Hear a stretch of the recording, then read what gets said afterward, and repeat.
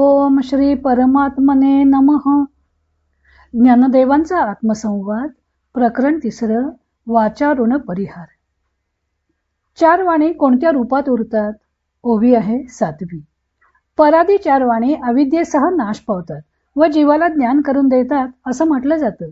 पण त्या खरोखरच अविद्येचा नाश करतात का ते स्पष्ट करण्यासाठी ज्ञानदेवांनी लोखंड, लाकूड, मीठ आणि निद्रा ही 4 उदाहरणे दिली. आता ते या 4 वाणी कोणत्या रूपात उरतात ते सांगत आहेत. ज्ञानदेव म्हणतात, तेवी इया अविद्ये सवे चौघी वेचोनी जीवे तत्वज्ञानाचे नावे उठितीच की. वेचोनी जीवे म्हणजे जीव वेचला तरी म्हणजे नाहीशा झाल्या तरी. त्याप्रमाणे अविद्येसह परादी 4 वाचा स्थूल रूपाने नाहीशा झाल्या तरी तत्वज्ञानाच्या रूपाने म्हणजे आत्मज्ञानाच्या रूपाने जिवंत असतात.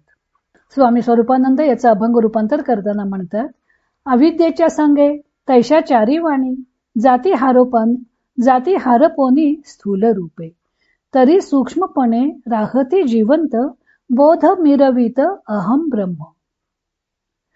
गुरुनी तत्वमसी महावाक्याचा उपदेश केल्यावर शिष्याला अहम ब्रह्मास्मी असा बोध होतो व आपण कृतकृत्य झालो असं वाटतं. ज्यासाठी अट्टहास केला होता ते कार्य पूर्ण झालं. 4ही वाचा अविद्येसह नाश पावल्या.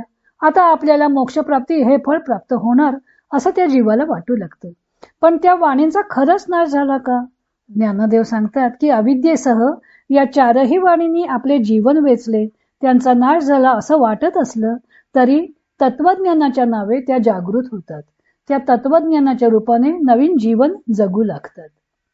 मागच्या 2 ओव्यांमध्ये ज्ञानदेवांनी 4 दृष्टांत दिले होते व 7व्या ओवीत त्या 4ही वाणी तत्वज्ञानाच्या रूपाने उरतात ते सांगितलं.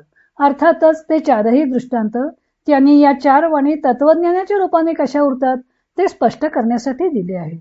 अर्थातच प्रत्येक वाणी आपल्या नाशानंतर तत्वज्ञान रूपाने कशी उरते ते सांगण्याकरता दिलेले आहेत. आता तत्वज्ञानाच्या रूपात या 4 वाणी कशा राहतात ते पाहू. वैखरी वाणी. जिभेवर असणाऱ्या स्थूल देहातील वैखरी वाणीसाठी पहिला लोहाचा दृष्टांत दिला आहे. लोखंडी वस्तूचा नाश सहजासहजी करता येत नाही. वैखरी वाणीने जे शब्द उच्चारले जातात त्या शब्दांनी व्यक्त होणारे विचार, भावना या लोखंडी साच्यासारख्या ठरून गेलेले असतात. त्यात सहजासहजी बदल घडवून आणणे अशक्य असतं. उदाहरणार्थ, हरी या संस्कृत शब्दाचे 16 अर्थ आहेत.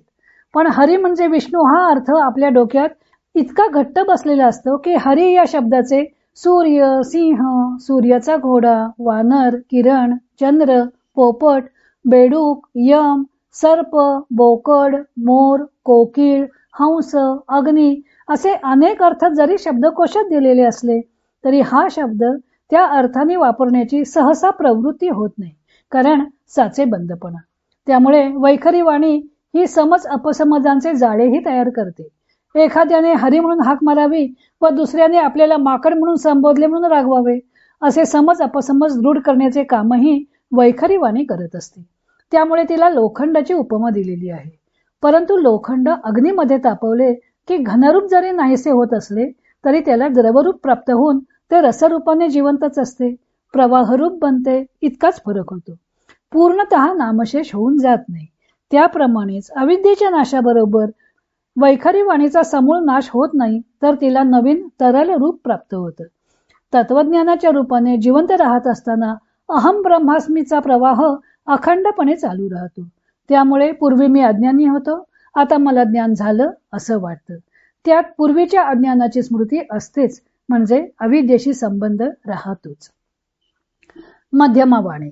कंठामध्ये असणारी सूक्ष्म शरीरातील मध्यमा वाणी ही स्वप्नावस्थेत भासणारी प्रतिमा रूप वाणी.